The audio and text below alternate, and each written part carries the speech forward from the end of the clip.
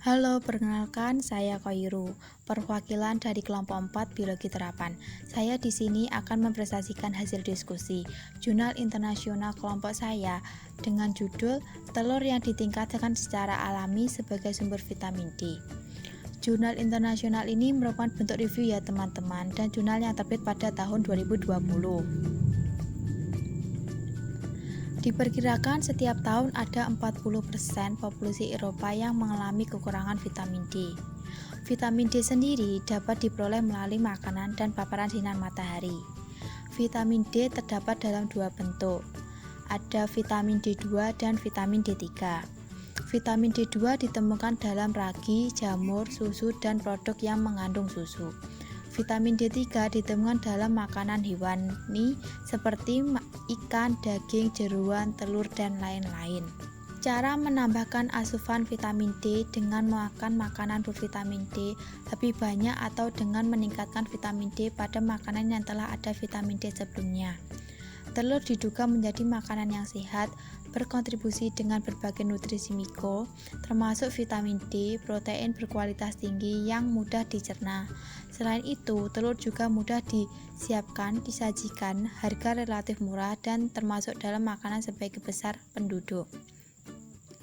Kandungan alami vitamin D dalam telur dapat ditingkatkan dengan 3 cara.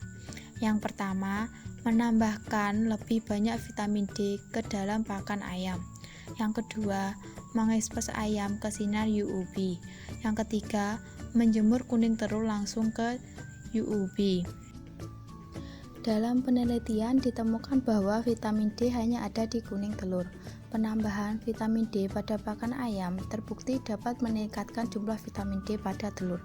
Ketika ayam diberi suplemen sekitar 2 mg vitamin D per kilo pakan dan memaparkan ke sinar UUV dari atas, justru tidak ditemukan peningkatan vitamin D pada telur yang diamati.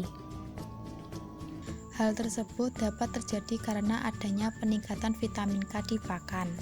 Pada konsentrasi tinggi vitamin K menghambat penyerapan vitamin D, dan karena vitamin G dan vitamin K terlibat di kesehatan tulang.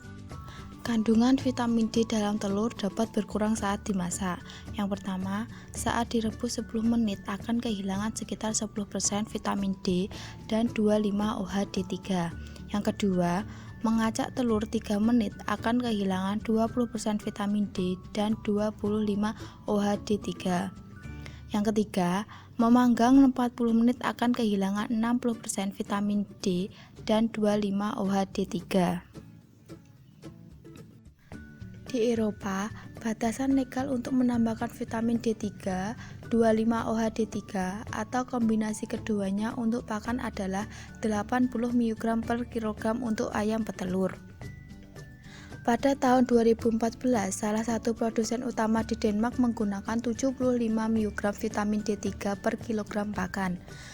Pada tahun 1906 di Amerika Serikat menggunakan 61,5 mg per kilogram pakan. Cina menggunakan 60 mg per kilogram pakan, dan pada tahun 2009 di Eropa penggunaan 25 OH-D3 di pakan telah legal.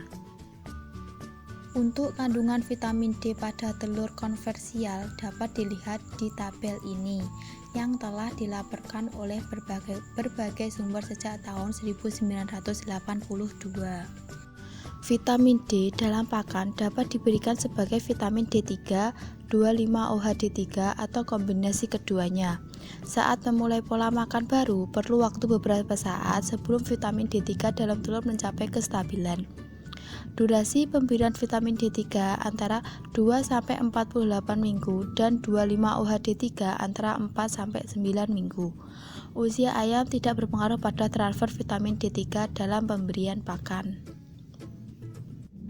Pengaruh penggunaan vitamin D3 sebagai aditif pakan meningkat ketika 7-8% pada 55 mg per kilogram pakan, 11-14% saat menggunakan 242,5 sampai 617,5 mg per kilogram dan 41-47% saat menggunakan 2555 mg per kilogram. Pengaruh penggunaan 25-OHD3 sebagai adiktif memberi peningkatan saat ayam hanya diberi 25-OHD3. Ketika pemberian 122 mg per kilogram 25-OHD3 per kilogram pakan selama 6 minggu tidak ditemukan efek negatif yang terjadi pada kualitas cangkang telur. Kulit dari tungkai dan kaki ayam 8 kali lebih banyak mengandung 7-DHC dibandingkan dengan bagian tubuh. Pemberian UUB terbukti dapat meningkatkan vitamin D3 dalam telur ketika ayam diiridiasi dari atas. Lapisan iridiasi dengan sinar UV kisaran 280 sampai 310 nanometer selama 4 minggu dari atas, 540 Joule per meter persegi per hari. Tetapi pada ayam yang diberi suplementasi harus memperhatikan dosis supaya tetap terjadi peningkatan vitamin D. Ketika memamarkan kaki ayam di UUB dapat memberi efek secara non-linier dengan dosis tinggi 4,5 mg per 100 gram dan hampir mencapai keseimbangan di 25-OHD3. Untuk tren di masa depan, terdapat potensi bahwa pengobatan dinamis dengan UUB sendiri atau dengan kombinasi dengan UUC dapat menghasilkan produk telur cair yang aman dan diperkaya vitamin D. Dari sini dapat disimpulkan bahwa meningkatkan vitamin D3 dapat dengan cara pemberian pakan dan paparan UUB. Akan tetapi yang memberikan produksi hasil paling tepat dengan cara pemberian pakan karena dapat menghemat biaya dan tentunya vitamin D3 meningkat.